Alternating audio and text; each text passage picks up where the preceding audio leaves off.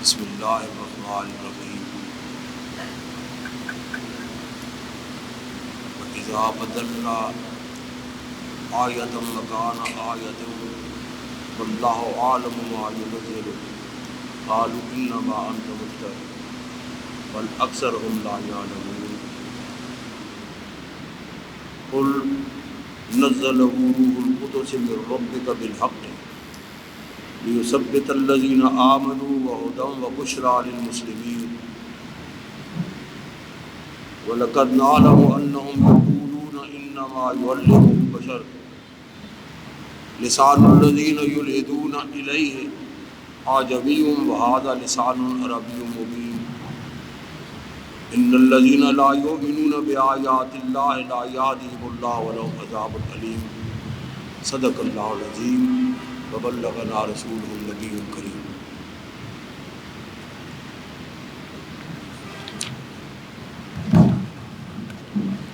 سورہ النحل کی آخری رکوع ہے۔ پچھلا درس قرآن جہاں ختم ہوا تھا تو اللہ تعالیٰ نے اپنے فرمان کے بعد آخر میں فرمایا کہ من عمل صالحا من ذکر او انثی وهو مؤمن فلنحیینہ حیاۃ طیبہ، کہ مرد اور عورتوں میں سے جس نے بھی عمل صالح کیا تو ہم اسے ایک پاکیزہ زندگی عطا کریں گے۔ وَلَنَجْزِيَنَّهُمْ أَجْرَهُمْ، اور ہم لازم ان کو ان کا اجر دیں گے بِأَحْسَنِ مَا كَانُوا يَعْمَلُونَ، ان کے حسن عمل کی وجہ سے۔ فَإِذَا قَرَأْتَ الْقُرْآنَ، پس اے مومن جب تم قرآن کی تلاوت کرنے لگو تو فَاسْتَعِذْ بِاللَّهِ مِنَ الشَّيْطَانِ الرَّجِيمِ، تو شیطان مردود سے اللہ کی پناہ مانگا کرو۔ إِنَّهُ لَيْسَ لَهُ سُلْطَانٌ عَلَى الَّذِينَ وَعَلَىٰ رَبِّهِمْ يَتَوَكَّلُونَ، کیونکہ جو لوگ مومن ہوتے ہیں اور اپنے رب پر توکل کرتے ہیں، بھروسہ کرتے ہیں، ان پر شیطان کا کوئی بس نہیں چلتا۔ إِنَّمَا سُلْطَانُهُ عَلَى الَّذِينَ يَتَوَلَّوْنَهُ وَالَّذِينَ هُمْ بِهِ مُشْرِكُونَ، اس کی حکومت، اس کی طاقت ان لوگوں کے لیے ہوتی ہے جو اللہ سے منہ پھیر لیتے ہیں اور دوسروں کو اس کا شریک بناتے ہیں۔ یہاں پچھلا درس قرآن اختتام ہوا تھا۔ آگے اللہ رب العزت ارشاد فرماتے ہیں کہ وَإِذَا بَدَّلْنَا آیَةً مَكَانَ آیَةٍ، اور جب ہم ایک آیت کے حکم کو تبدیل کر کے دوسرا حکم دیتے ہیں، وَاللَّهُ يَعْلَمُ بِمَا يُنَزِّلُ، تو اللہ تعالیٰ بہتر جانتے ہیں جو وہ نازل فرماتے ہیں۔ قَالُوا إِنَّمَا أَنْتَ مُفْتَرٍ، تو جو کفر کرنے والے ہوتے ہیں وہ رسول اللہ صلی اللہ علیہ وسلم پر اور صحابہ کرام پر افتراء پردازی کرتے ہیں۔ قرآن کے جو احکام ہیں وہ ایک دم اکٹھے نازل نہیں ہوئے، جس طرح تورات تختیوں میں لکھی ہوئی ایک دم آ گئی، اس طرح نہیں، بلکہ قرآن نے کیونکہ ایک پورا نظام حیات دنیا اور دنیا والوں کو دینا تھا، تو جس طرح معاشرہ کی ضروریات میں تبدیلی آتی گئی اس طرح قرآن کے احکام نازل ہوتے گئے۔ مکہ شریف میں آپ دیکھیں گے کہ جو آیات کریم ہیں ان کا زیادہ تر تعلق عقائد سے ہے، اعمال سے بھی ہے، یہ نہیں کہ مکہ شریف میں کوئی بغیر عمل کے مسلمان زندگی گزار رہتے ہیں، لیکن زیادہ زور عقیدہ پر ہے، کیونکہ جب تک عقیدہ پختہ نہیں ہوگا ایک نظریہ پختگی سے کوئی بندہ اختیار نہیں کر لے گا اس وقت تک وہ اپنے عمل کو درست نہیں کر سکے گا. اور جب مدینہ شریف میں آتے ہیں اور وہاں دوسرے بھی انفرادی اعمال کی جانب زیادہ دعوت دی جاتی رہی تاکہ جو شخص بھی شرک و کفر سے دامن چھڑا کے اللہ اور اس کے رسول کی پناہ میں آئے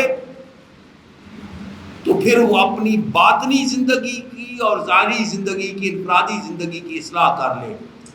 اور جب ایک اصلاح شدہ معاشرہ بن چکا تو پھر ان کے لیے اجتماعی زندگی کی جن کا تعلق پورے معاشرہ سے ہوتا ہے ایسی قانون سازی کی گئی اور ایسی آئین سازی کی گئی.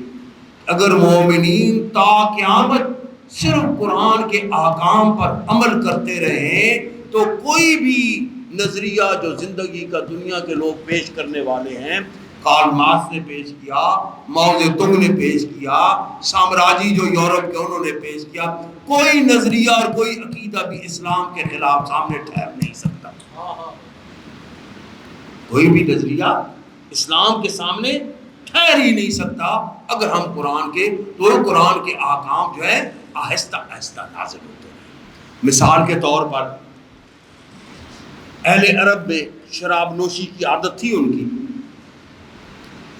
تو جو سیانے لوگ تھے، انتہائی شریف طبقہ سے تعلق رکھنے والے لوگ تھے، مزاجن شریف لوگ تھے، وہ اسلام کی قبولیت سے پہلے بھی شراب سے نفرت کیا کرتے تھے.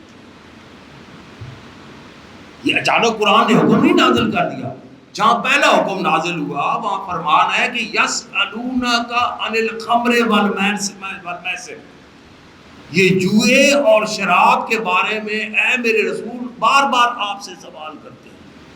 تو وہ شریف لوگ وہ جوئے کو بھی برا سمجھتے تھے، طبعا ان کی جو فطرت انسانی اللہ رب العزت نے عطا فرمائی ہے اس فطرت کی وجہ سے وہ جوا بازی کو بھی برا سمجھتے تھے، شراب نوشی کو بھی برا سمجھتے تھے، اور جو معاشرتی برائیاں ہیں ان کو بھی برا سمجھتے تھے. اور ان میں سرخیل جو ہیں ان سوال کرنے والوں کا عمر فاروق رضی اللہ تعالیٰ عنہ ہے. تو فرمایا کہ یسألونک عن الخمر والمیسر قل، اے محبوب ان سے بتاؤ کہ فیہما اسم کبیر، یہ بہت بڑا گناہ ہے. فیما اسم کبیر و منافع للناس، اور لوگوں کے لیے منافع یعنی لذت بھی ہے اس میں. ولیکن اسمہما اکبر من نفعہما، جو عارضی لذت حاصل کرتے ہیں نا، جو برا اس عمل کے نتیجے ہیں وہ اس عارضی لذت سے زیادہ جو ہے وہ برے ہوتے ہیں. عارضی لذت شراب نوشی کی وجہ سے وہ حاصل کرتے ہیں، اور جو مستقل بذات یہ نقصان پہنچاتی ہے وہ زیادہ ہے نقصان اس نفع سے، اس لذت سے. جو زیادہ سیانے تھے کچھ ان میں سے رک گئے، کچھ معاشرہ کے ساتھ پھر بھی ہوتا رہا. پھر ایک حکم ارشاد، پھر جو سیانے جو قریب صحابہ کرام تھے وہ پھر سوال کرتے رہے کہ یا رسول اللہ یہ کیا ہے، یہ کیا ہے. پھر حکم نازل ہوا کہ لا تقربوا الصلاۃ وانتم سکارى، جب نشے کی حالت میں ہو یعنی شراب بھی ہوئی ہو تو پھر نماز میں نہ آیا کرو. اب کچھ کے دلوں میں آیا کہ ہاں اس شراب کی وجہ سے ہم رسول اللہ صلی اللہ علیہ وسلم کی امامت میں نماز ادا کرنے سے رک رہے ہیں، دبا کرو اس گندی چیز کو، چھوڑ دیا. لیکن کچھ پھر بھی کہ ویسے اللہ رب العزت نے ارشاد فرمایا حکم نہیں ہے، حرام نہیں ہے، کچھ پھر بھی ہوتا رہا. پھر آخر میں ارشاد فرمایا انما حرم علیکم المیتۃ والخمر والمیسر والانصاب والازلام رجس من عمل الشیطان فاجتنبوہ لعلکم تفلحون. اب رکھ دی کہ فلاح تمہارے لیے تب ہے جب تم ان چیزوں سے پرہیز کر لو. یعنی فلاح کو پابند کر دیا اس کو چھوڑنے سے. تو جب یہ حکم نازل ہوا اور صحابہ کرام مدینہ شریف کی گلیوں میں دوڑے یہ اعلان کرتے ہوئے آیات کریمہ کا ورد کرتے ہوئے تلاوت کرتے ہوئے، تو پھر جس کے منہ کے پاس شراب تھی اس نے وہی جام پھینک دیا، جس کے گھر میں مٹکا تھا اس نے وہی توڑ کے شراب بہا دی اور سب نے جو ہے وہ اس کو توڑا. لیکن یہ قرآن کا اسلوب ہے. اور یہ ہمارے لیے بھی رہنمائی ہے کہ جب کوئی برائی حد سے پھیل چکی ہو تو ایک دم کفر کے فتوے لگا کر اس کو مت روکا کرو. ہم مبلغین جو ہیں ہم فٹافٹ فتوے لگا دیتے ہیں نا. ہمارے لیے یہ ایک اللہ رب العزت کی سنت مبارک ہے, طریقے مبارک ہے, دستور مبارک ہے کہ اللہ رب العزت نے بھی جب اس کا محبوب رسول بھی دنیا اس معاشرے میں موجود ہے, اپنے رسول کے ذریعے اصلاح فرما رہے ہیں, قرآن کے ذریعے اصلاح فرما رہے ہیں, لیکن درجہ بدرجہ. اسی طرح کعبہ یہ نہیں ہے جو آج تعمیر شدہ ہے, بلکہ جو باہر آپ حدیث دیکھتے ہیں یہ بھی تعمیر کعبہ کے اندر تھی جب ابراہیم علیہ السلام نے اس کو بنایا تھا. لیکن بعد میں جب سیلاب کی وجہ سے کعبہ گرا اور مکہ والوں کے حالات کمزور تھے تو غصہ نے جب بنایا تو اس نے تھوڑا سا ایسا کعبے کا باہر چھوڑ دیا اور تھوڑے سے حصے میں تعمیر کر دی. اب رسول اللہ صلی اللہ علیہ وسلم نے دین کی دعوت دی, صحابہ بھی وہ جو دین قبول کیا کہ حضرت سمیہ رضی اللہ تعالیٰ عنہ عورت تھی, ایک لات کو ایک اونٹ سے باندھ دیا, دوسری لات کو دوسرے اونٹ سے باندھ دیا, دونوں کے اپوزٹ کر دیے, اس کو بھی کچوکا لگا دیا, اس اونٹ کو بھی کچوکا لگا دیا, وہ اونٹ ادھر دوڑا, یہ اونٹ ادھر دوڑا, اور درمیان میں سے چر گئی, لیکن دین نہیں چھوڑا. دین ان صحابہ کرام کے بارے میں حضور صلی اللہ علیہ وسلم فرما رہے ہیں کہ اے عائشہ لولا حدثت القوم لحدثت الکعبہ, اگر تیری قوم نے نیا نیا ایمان اسلام قبول نہ کیا ہوتا تو میں کعبے کو گرا کے پھر ابراہیم علیہ السلام کی جگہ پہ تعمیر کر دیتا. لیکن انہیں غصہ سے بہت زیادہ عقیدت ہے, انہیں نہیں خبر کہ ابراہیم علیہ السلام نے اس جگہ تعمیر کیا تھا. تو اگر گراؤں گا تو ایک کچھ قبائل جو نئے نئے اسلام قبول وہ بکھر جائیں گے, بکھر جائے گا, اسلام میں انتشار پیدا ہو جائے گا مسلمانوں کے اندر. تو اس انتشار سے بچنے کے لیے رسول اللہ صلی اللہ علیہ وسلم نے کعبے کو گرا کر اپنی اصل پرانی جگہ پہ قائم نہیں فرمایا. تو فرمایا کہ وَإِذَا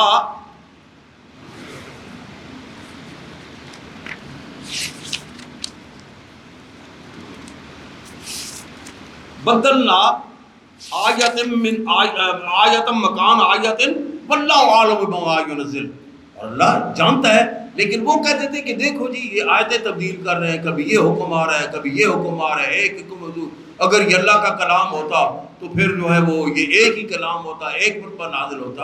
اللہ تعالیٰ فرماتے ہیں اللہ جانتا ہے کہ جو وہ نازل کرتا ہے, لیکن تم افتراء پرداز ہو, تم جھوٹی تہمتیں لگاتے ہو میرے محبوب پر.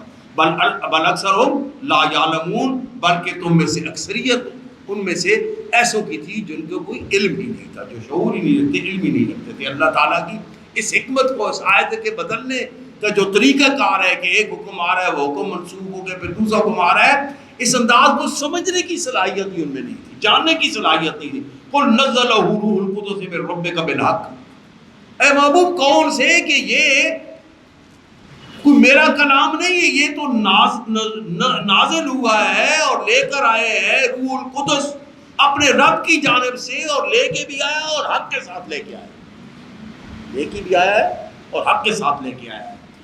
کیوں لے کے آیا؟ لیثبت الذین آمنوا وہدی وبشری للمسلمین, تاکہ جو ایمان لانے والے ہیں جنہوں نے یہ دین قبول کیا ہے وہ اس پر ان کو ثبات نصیب ہو جائے, ثابت قدمی نصیب ہو جائے. اور یہ ثابت قدمی کا ایک جو ہے وہ امتحان بھی تھا.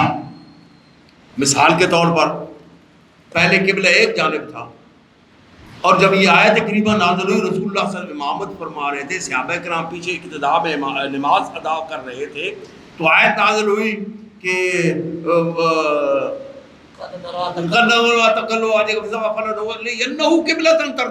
اے محبوب جدھر تیری خوشی ہے نا میں نے قبلہ کو تبدیل کر دیا. تو وہی نماز پڑھتے پڑھتے رسول اللہ صلی اللہ علیہ وسلم نے رخ پھیرا. صحابہ کرام نے نہیں دیکھا کہ یہ کیا ہے, نہ کوئی سوال کیا, بلکہ پیچھے پیچھے رخ پھیر لیا. صحابہ کرام نے بھی ادھر سے منہ ادھر کر لیا, پہلے شمال کی جانب تھا پھر جنوب کی جانب کر لیا. مدینہ شریف سے حرم مکہ جنوب میں ہے. تو فرمایا کہ لیثبت الذین, تاکہ وہ ثابت قدم ہو جائیں, اس لیے یہ احکام تبدیل ہوتے ہیں. پہلے قبلہ بنایا بیت المقدس کو، پھر جب قبلے کا حکم آیا مکہ کی جانب تو یہ دیکھنا تھا کہ کون ہے جو بلا چون و چراں بغیر کسی سوال کیے کہ پہلے ادھر قبلہ تھا اب ادھر ہو گیا، میرے رسول کی اقتداء میں رخ پھیر لیتا ہے۔ اور جب یہ منظر دنیا اور دنیا والوں نے دیکھا، اللہ رب العزت بھی مشاہدہ فرما رہے تھے کہ ایک بھی صحابہ کرام میں سے غلاموں میں سے نہیں تھا جس کے لاشعور میں بھی یہ سوال پیدا ہو کہ کیوں قبلہ تبدیل بہدن کیوں تبدیل کیا جاتا ہے؟ تاکہ دنیا کی زندگی کو طے کرتے ہوئے یہ قرآن ان کی مکمل رہنمائی کرے۔ جس طرح دنیا کے تقاضے بدلتے ہیں، جس طرح دنیا کے حالات بدل رہے ہیں، جس طرح معاشرتی تبدیلیاں آ رہی ہیں، پہلے مسلمان حکومت میں نہیں تھے، صرف مبلغ تھے رسول اللہ صلی اللہ علیہ وسلم اور صحابہ کرام اس تبلیغ کو ماننے والے تھے، لیکن جب مدینہ شریف میں آ گئے تو رسول اللہ صلی اللہ علیہ وسلم ایک مبلغ، ایک نبی کے علاوہ پھر حاکم وقت بھی بن گئے، حکومتی اختیار بھی آپ کے پاس آ گیا، فوج کی قیادت کا اختیار بھی آ گیا، وہاں فوجوں کی تنظیم ہو گئی، وہاں مجاہدین کی تنظیم ہو گئی۔ مکہ میں حالات وہ تھے کہ مار رہے تھے صحابہ وہی تھے، وہی عمر فاروق دلیر، بڑے ہم تاریخ سنتے ہیں، وہی موجود تھے، وہی حمزہ سید الشہداء بڑے دلیر تھے، بہادر، وہی موجود تھے، اور سامنے حضرت سمیہ کو چیرا جا رہا ہے، حضرت یاسر کو قتل کیا جا رہا ہے، حضرت کو مارا جا رہا ہے، بلال حبشی کو تپتے گاروں پہ لٹایا جا رہا ہے، اور پاس سے اگر اللہ کے رسول گزرتے ہیں تو اصبر سمیہ ان اللہ مع الصابرین، اصبری سمیہ، اصبر یاسر ان اللہ مع الصابرین، اصبر بلال ان اللہ مع الصابرین، صبر کرنے کی تلقین۔ لیکن جب مدینہ شریف میں آئے تو پھر کیا حکم ہوا؟ وجاہدوا وقاتلوہم حتی لا تکون فتنۃ ویکون الدین کلہ للہ وَإِن قَاتَلُوكُمْ فَاقْتُلُوهُمْ، وہ تمہارے قتل کے ارادے سے آتے ہیں تو ان کے ساتھ قتال کرو، اٹھاؤ تلوار۔ تو وہاں ایک بھی صحابی ایسا نہیں تھا جس کے دل میں سوال پیدا ہوا، ہم تو مظلومیت کی حالت میں زندگی گزار رہے تھے، کل یا رسول اللہ آپ کا یہ حکم تھا کہ صبر کرو، مار کھاتے رہے ہمارے سامنے ہمارے ساتھی، اور آپ ہمیں صبر کی تلقین کرتے رہے، آج یہ کیسے انقلاب ہے کہ آپ ہمیں تلوار اٹھانے کی؟ ایک کے ذہن میں بھی یہ سوال پیدا نہیں ہوا۔ جب حکم ہوا، کسی پاس تلوار تھی، کسی کے پاس لاٹھی تھی، کسی کے پاس کچھ بھی نہیں تھا، وہ تیر لے کر آ گیا، کوئی سوٹی لے کر آ گیا۔ جب حکم ہوا تو سب کے سب رسول اللہ صلی اللہ علیہ وسلم کی معیت میں عازم بدر ہو گئے۔ فرمایا ہدن، یہ زندگی کی رہنمائی بھی ہے تمہارے لیے وہی، لیکن ایک جگہ ارشاد ہے نا، ذالک الکتاب لا ریب فیہ ہدن للمتقین، وہاں شرط رکھ دی کہ ہدایت ہے لیکن ان کے لیے جن کے دل میں اللہ کا ڈر ہوگا، اللہ کے سامنے پیشگی کا خطر ہوگا کہ میں نے اپنی زندگی کا جواب اپنے اللہ کے حضور پیش ہو کر دینا ہے۔ وَبُشْرَىٰ لِلْمُسْلِمِينَ، اور جو فرما بردار ہے، مسلم فرما بردار ہے، جو فرما برداری کی روش اختیار کرنے والے ہیں، جو اطاعت گزاری کا راستہ اختیار کرنے والے ہیں، ان کے لیے اس میں خوشخبری ہے۔ ان آیات کے بدلے میں یہ خوشخبری ہے کہ ان کو کیا کیا انعام دیے جائیں گے، اس کی اطاعت کے بدلے میں کیا کیا انعام دیے جائیں گے۔ لسان وَلَقَدْ نَعْلَمُ أَنَّهُمْ يَقُولُونَ إِنَّمَا يُعَلِّمُهُ بَشَرٌ، اللہ تعالیٰ فرماتے ہیں کہ اے رسول یہ جو جھوٹ بولتے ہیں نا، آپ پر جھوٹا الزام لگاتے ہیں کہ یہ خود تو امی ہے، اس کو کیا پتہ ہے، یہ ایک شخص سے سیکھتا ہے اور پھر ہمیں سنا دیتا ہے اور کہتا ہے یہ قرآن ہے، یہ وہی ہے۔ تو بعض کہتے ہیں کہ وہ تھا بلعام لوہار ایک تھا مکہ میں، اور بعض کہتے ہیں کہ بنی مغیرہ کا غلام یعیش تھا، اور بعض عیش اور بعض جبر کی جانب نسبت کرتے ہیں، اور یہ چاروں لوگ غلام تھے اور عربی نہیں تھے، اجمی تھے، عرب کے رہنے والے نہیں تھے، اجمی تھے۔ تو اللہ تعالیٰ فرماتے ہیں کہ یہ الزام لگاتے ہیں کہ یہ لوگ آپ کو سکھاتے ہیں، یعنی اسی سے پتہ چلتا ہے کہ کبھی ایک بار الزام لگاتے ہیں وہ سکھاتا ہے، کبھی یعنی کوئی ثبوت نہیں ہے ان کے پاس۔ یہ کفر کی عادت، اہل کفر کی اور اہل نافرمانوں کی عادت ہوتی ہے۔ آج بھی آپ دیکھیں گے کہ جو بھی ایسا شخص کرتا ہے بغیر ثبوت کے کسی پر کبھی الزام لگاتا ہے، ایک ہی معاملے میں کبھی کسی اور پر الزام لگاتا ہے، پھر چند دنوں کے بعد کسی اور پر الزام لگاتا ہے، تو یہ اسی حالت میں جس کے پاس ثبوت ایک کے خلاف بھی نہیں ہے اور الزام کبھی ایک کا کبھی دوسرے کا کبھی تیسرے کا لگاتا رہتا ہے، اس جانب اشارہ ہے کہ ثبوت نہیں ہے، اس بات پر کہ کبھی ایک کبھی دو کبھی تیسرے پر الزام کی جانب نسبت کرتے ہوئے سکھاتا ہے، یہ بات ہی اس بات پر گواہ ہے کہ وہ اپنے قول میں جھوٹے ہیں، مفتری ہیں، افتراء پرداز۔ اور آج بھی جو شخص اس قسم کی الزام تراشیاں کرے گا، یاد رکھو کہ قرآن کے نزدیک وہ جھوٹا ہوگا جب تک کوئی ثبوت نہیں لاتا۔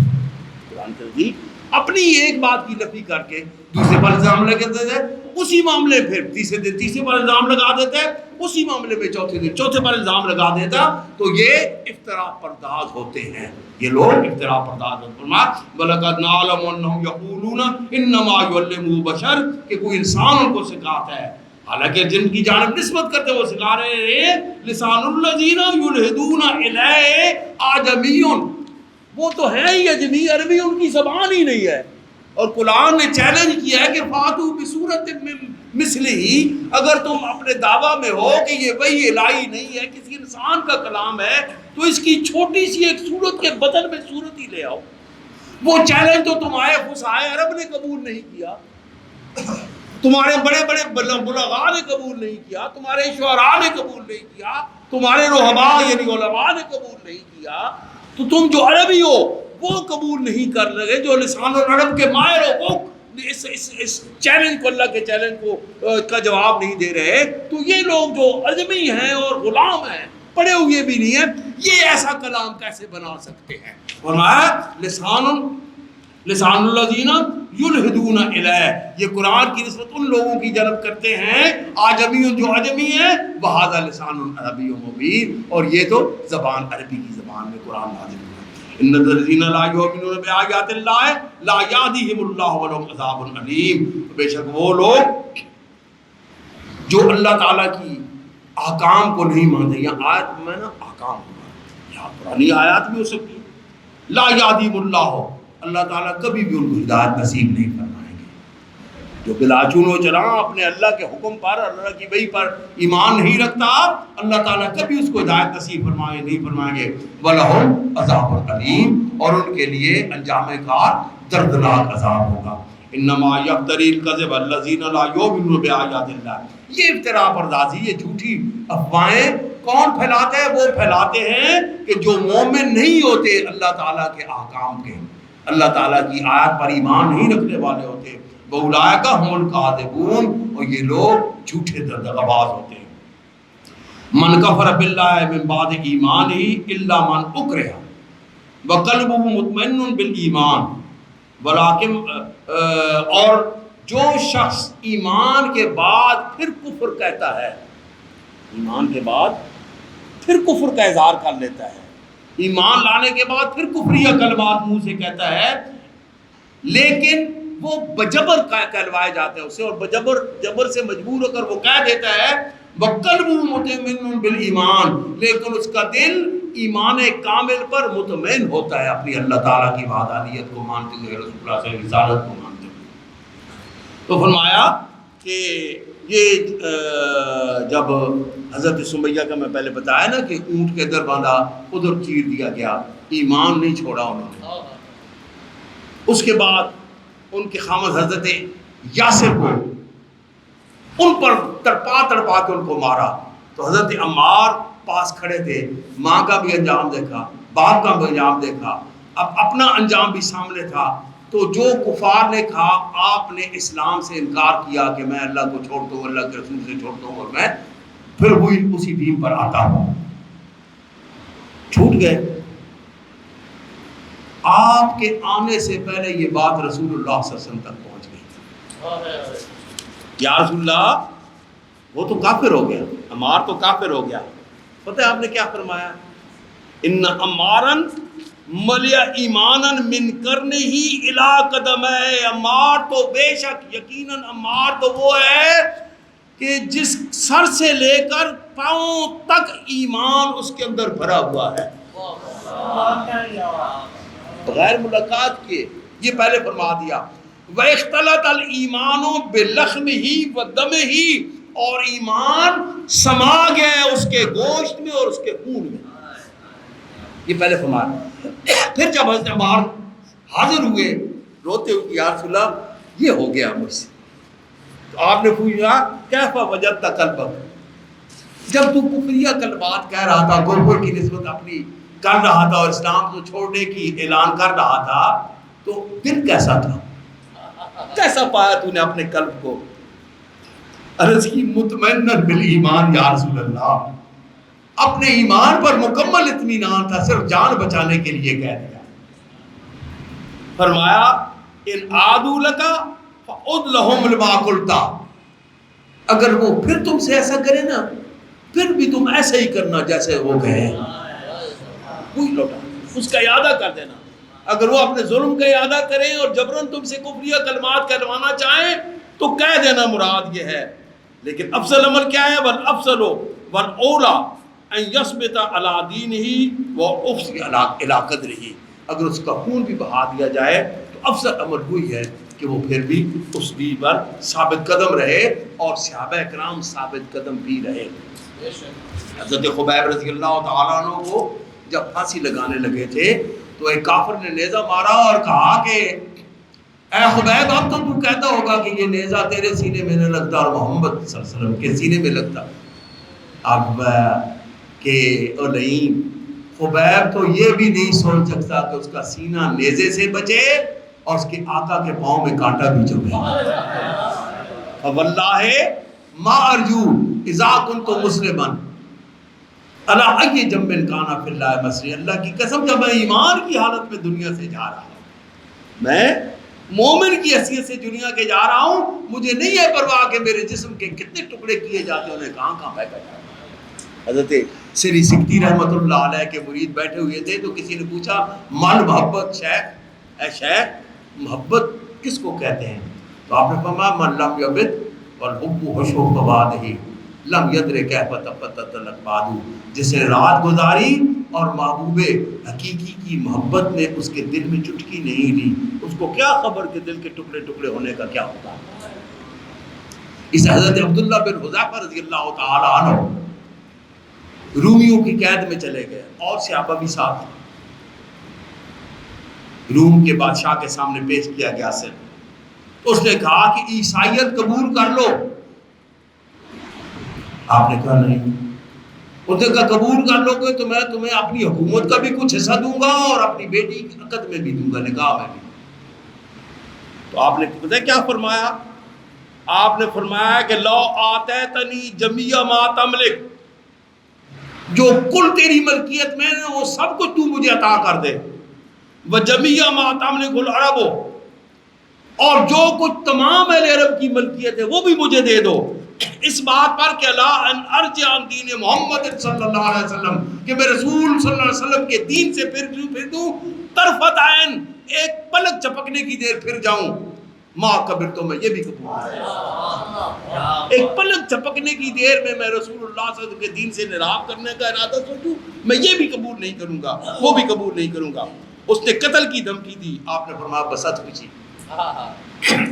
اس نے پھانسی کا حکم دے دیا، لیکن اس نے کہا کہ اس کو ایک دم نہ مارنا، اس کو باندھ دو، لٹکا دو، اور اس کے پاؤں پر اور ہاتھوں پر نازک جو یہ ہڈیاں ہوتی ہیں ان پر آہستہ آہستہ ٹھوکے لگاؤ تاکہ اس کو تکلیف دے دے کے مارنا۔ جب اس کا بھی کوئی اثر نہ ہوا پھر پوچھا کہ عیسائیت قبول کر دو، آپ نے فرمایا نہیں۔ پھر اس نے ایک تانبے کی دیگ تپوائی اور آگ کے سامنے ایک مومن قیدی کو اس آگ میں پھینکا، وہ تڑپ تڑپ کے انہوں نے اپنی جان دی۔ یہ منظر حضرت عبداللہ بن حذیفہ دیکھ رہے تھے ڈرانے کے لیے۔ پھر کہا تیرا بھی انجام یہی ہوگا، عیسائیت قبول کر لو، آپ نے فرمایا نہیں۔ اس نے کہا اس کو دیگ میں پھینک دو۔ آپ بخوشی چل رہے ہیں، بڑے اکڑ کے چل رہے ہیں، جب دیگ کے قریب پہنچے تو آپ کی آنکھوں میں آنسو آ گئے۔ اس رومی سردار نے پھر واپس بلایا کہ واپس لو، جیسا اب شاید ڈر گیا ہوگا۔ آپ نے فرمایا کہ عیسائیت قبول کر لیں، آپ نے فرمایا نہیں۔ اس نے کہا ابھی تو ڈر کی وجہ سے، موت کی ڈر سے رو رہے تھے۔ آپ نے فرمایا نہیں، میں اس لیے نہیں رو رہا تھا کہ میں مرنے سے ڈرتا ہوں، میرے تو آنسو اس لیے نکلے کہ اللہ میری ایک ہی جان ہے جو تیرے دین پر قربان ہو رہی ہے۔ کاش کہ میری اتنی جانیں ہوتی جتنے میرے بال ہیں، میں سب کی سب تیری راہ میں قربان کر دیتا، سب کی سب تیری راہ میں قربان کر دیتا۔ اس نے پھر قید کر دیا اور پھر کہا کہ چلو میں اس شرط پر تمہیں چھوڑتا ہوں کہ تم میرے سر کا بوسہ دو۔ ہاں یعنی یہ ایک مومن کی فراست ہوتی ہے۔ آپ نے کہا لیتا ہوں لیکن ایک شرط میری بھی ہے۔ انہوں نے کہا کیا؟ انہوں نے کہا میرے سارے مسلمان بھائی جو تیرے قیدی ہیں سب کو چھوڑ۔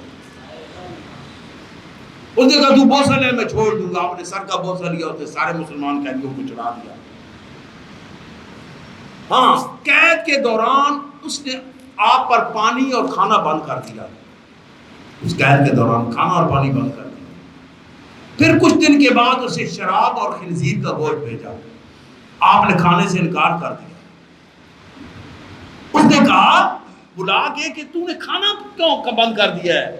آپ نے فرمایا اگرچہ میرا دین مجھے اجازت دیتا ہے کہ حالت اضطرار میں یہ حرام کھا لوں، لیکن میں جان بچانے کے لیے کھا کر تجھے خوشی کے لمحات نہیں دینا چاہتا تھا۔ تو میرے آقا کا دشمن ہے، تو میرے آقا کا دشمن، میں تجھے خوش نہیں دیکھنا چاہتا تھا کہ تو دیکھ لے کہ محمد صلی اللہ علیہ وسلم کے غلام کو میں نے حرام کھلا دیا۔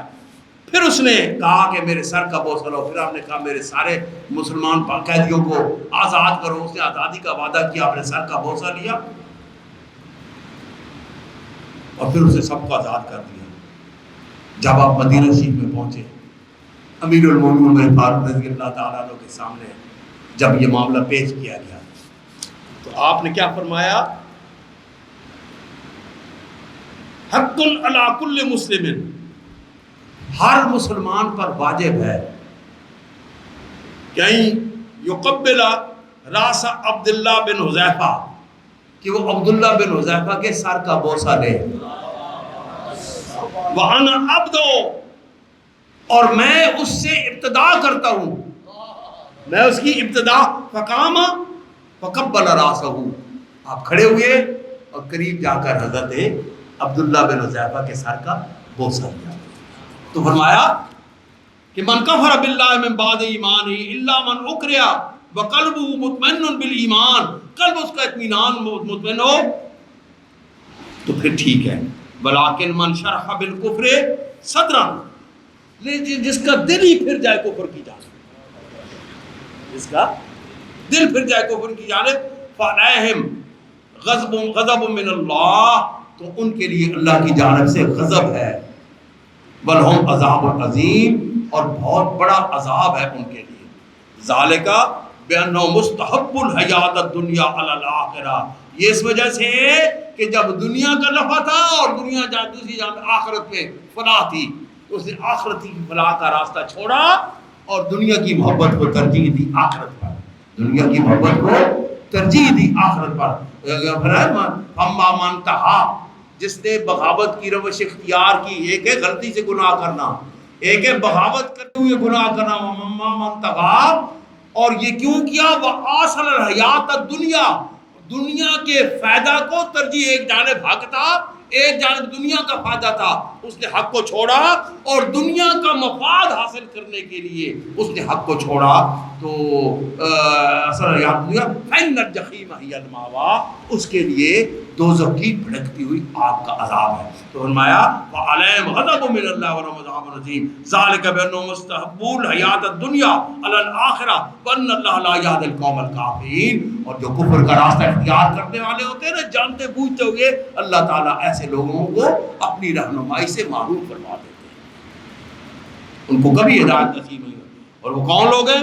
اولئک الذین طبع اللہ علی قلوبہم وسمعہم وابصارہم واولئک هم الغافلون، یہ وہ لوگ ہیں جن کے دلوں پر، جن کے کانوں پر، جن کی بصارت پر، آنکھوں پر اللہ تعالیٰ مہر لگا دیتے ہیں کہ نہ ان کو فہم قلب نصیب ہو سکتا ہے، نہ ان کی سماعت اچھی بات سن سکتی ہے اور ان کے کانوں میں سما سکتی ہے، اور نہ ان کی آنکھیں کسی اچھی بات کو دیکھ سکتی ہیں۔ اللہ رب العزت ان کا شعور صرف فرما لیتے ہیں، ان کی نگاہوں کا نور صرف فرما لیتے ہیں، دماغوں کا شعور صرف فرما لیتے ہیں۔ وَأُولَٰئِكَ هُمُ الْغَافِلُونَ، اور وہی لوگ ہوتے ہیں جو اپنے اللہ کی جانب سے غفلت کی روش اختیار کرتے ہیں۔ لا جرم انہم فی الآخرۃ هم الخاسرون، لازم بات ہے کہ یہ لوگ آخرت میں خسارے میں ہوں گے. آج تو دنیا کی چند روزہ عیش کر لیں گے نا. وہ ایک حدیث پاک ہے نا، لا یجمع امنان ولا خوفان فی نفس واحدہ، کہ دو امن اور دو خوف ایک جان میں سما نہیں سکتے. یعنی دنیا میں عیاشیوں میں گزارے، اللہ تعالیٰ میں گزارے، اور کہے آخرت میں بھی سکون ملے گا، ناممکن. اور یہ کہے کہ دنیا میں تو اللہ کا خوف رکھے دل میں، ہر وقت ڈرتا رہے کہ ہائے کہیں میرا اللہ مجھ سے ناراض نہ ہو جائے، ہائے اللہ کے رسول مجھ سے ناخوش نہ ہو جائے. دنیا میں یہ خوف رکھے اور آخرت میں بھی خوف اس کا مقدر ہو نہیں. جو یہاں ڈرنے والا ہے آخرت میں اس پر انعام ہوگا، اس کو انعام کی توقع رکھنی چاہیے اپنے اللہ کی جانب سے. اور جو اس دنیا میں عیاشیاں کر رہا ہے وہ پھر جان لے آخرت میں اس سے ہر چیز کا حساب لیا جائے گا. اولئک الذین لا جرم انہم فی الآخرۃ الخاسرون ثم ان ربک للذین ہاجروا من بعد ما فتنوا ثم جاہدوا وصبروا ان ربک من بعدها لغفور رحیم. پھر اللہ تعالیٰ فرماتے ہیں ان ربک للذین ہاجروا من بعد ما فتنوا، بے شک تیرے رب وہ لوگ جنہوں نے تنگیاں برداشت کی. حضرت زبیر رضی اللہ فرماتے ہیں کہ میرا چچا مجھے چٹائی میں باندھ دیتا تھا اور ایک جانب سے اس میں داخل کر دیتا تھا، باندھ دیتا، دوسری جانب ادھر سے مجھے مرچوں کی دھنی دیتا تھا اور اوپر سے ڈنڈے مارتا تھا اور کہتا تھا اب بھی محمد کا ساتھ دو گے صلی اللہ علیہ وسلم، اب بھی ساتھ دو گے. بلال حبشی کو تپتے انگاروں پہ لٹا کے اوپر پتھر رکھ دیا، کہا تھا اب محمد صلی اللہ علیہ وسلم کا ساتھ چھوڑ دو، اب اللہ کو چھوڑو اور لات منات کا نعرہ لگاؤ. وہ اس وقت بھی احد احد احد کا نعرہ لگایا کرتا. یہ سارا فرمایا کہ ثم ان ربک للذین ہاجروا بعد من بعد ما فتنوا، جب اتنی تنگیاں ان کو دی گئیں اور ان تنگیاں سہنے کے بعد انہوں نے حق کو نہیں چھوڑا اور پھر اللہ کے حکم سے اس کی راہ میں ہجرت کی، اللہ کے اپنا گھر بار چھوڑا. حضرت اسماء رضی اللہ تعالی عنہا روایت فرماتی ہیں کہ جب اللہ کے رسول صلی اللہ علیہ وسلم میرے والد گرامی حضرت ابو بکر صدیق رضی اللہ تعالیٰ عنہ کو لے کر نکل گئے مکہ سے، تو باپ کی نظر، دادا کی نظر نہیں تھی. وہ کہنے لگے کہ چلا گیا ہے، سب کچھ لے گیا ہوگا. یعنی باپ کو معلوم تھا کہ میرا بیٹا اللہ کے رسول کا عاشق ہے اور اس سے کچھ بچا کے نہیں رکھے، اس سے کچھ بچا کے نہیں، سب کچھ لے گیا ہوگا. اور بیٹی بھی تو ابو بکر کی تھی نا. وہ کہتی ہے کہ میں نے گڈوی میں ڈالی کنکریاں اور ان کو کھٹکھٹایا کہ نہیں ہمارے لیے بڑی اشرفیاں چھوڑ گئے ہیں. کیا معلوم اللہ نے ان پتھروں کو ہی اشرفیاں بنا دیا، بڑی چھوڑ گئے. تو پھر باپ کہتا ابھی حالت شرک میں، ابھی ایمان نہیں قبول کیا. کہتا کہ اچھا چھوڑ گیا تو پھر اپنے یار سے وفا کی ہے، ساتھ نبھایا، اچھا کیا. یہ اللہ کے رسول نہیں کہا، اپنے یار کا ساتھ دیا، اچھا کیا. بیٹی بھی وہ. تو وہ فرمایا کہ حضرت صہیب رومی، ان کو انہوں نے کہا کہ صہیب تو نے مکہ میں رہ کے تجارت سے کمایا ہے، مدینے جانا ہے تو مال یہاں چھوڑ کے جانا پڑے گا. مکہ میں رہنا ہے تو ہم تجھے کچھ نہیں کہتے، اپنے دین کے مطابق تو عبادت کرتا رہے، لیکن یہاں رہ. یعنی ایک چیز یاد رکھنا کہ سرمایہ دار اور سرمایہ کار، وہ عرب کے جہل بھی اتنے سیانے تھے کہ وہ کہتے تھے مسلمانوں کو نکالو، اللہ کے رسول کو نکالو، لیکن وہ مومن جو امیر ہے وہ بے شک اپنے دین کے مطابق عبادت کرے لیکن رہے مکہ میں. کیونکہ جب سرمایہ دار کا سرمایہ سرکل کرتا ہے جس معاشرے میں، تو وہ معاشرہ امیر بنتا ہے، متمدن بنتا ہے، مہذب بنتا ہے، فلاحی معاشرہ بنتا ہے وہ. تو ان کفار کا بھی اتنا شعور تھا. انہوں نے کہا صاحب یہاں رہو تو مال تیرا، جانا ہے تو مال ہم لے لیں گے. اب دو راستے تھے، پتہ تھا کہ آخر میں اسلام نے فتح تو حاصل کرنی ہے، یہاں رہ لیتا ہوں، کل جب مکہ فتح ہوگا پھر اللہ کے رسول سے ملاقات ہو جائے گی، یا کبھی تجارت کے لیے آتے جاتے مدینہ میں حاضری دے کر ملاقات کر لوں گا. لیکن ساقی جامع بہار مدینہ میں ہو، شمع مدینہ میں ہو اور پروانہ مکہ میں بیٹھا ہے. تمام مدینہ میں ہو، اے مرغ سر عشق پروانہ بے آموز، کہاں سوختہ راجا شد آواز نعمت۔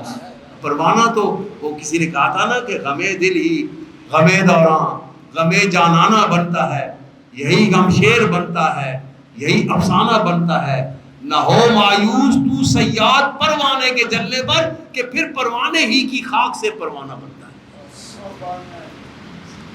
آپ نے کہا مال رکھو ہے، میں جس حالت میں جس لباس میں مکہ آیا تھا، روم سے آئے تھے نا، میں وہی لے کر چلا جاؤں گا۔ جوتیاں نہیں تھی جب میں مکہ میں آتا، یہ جوتے بھی رکھتے،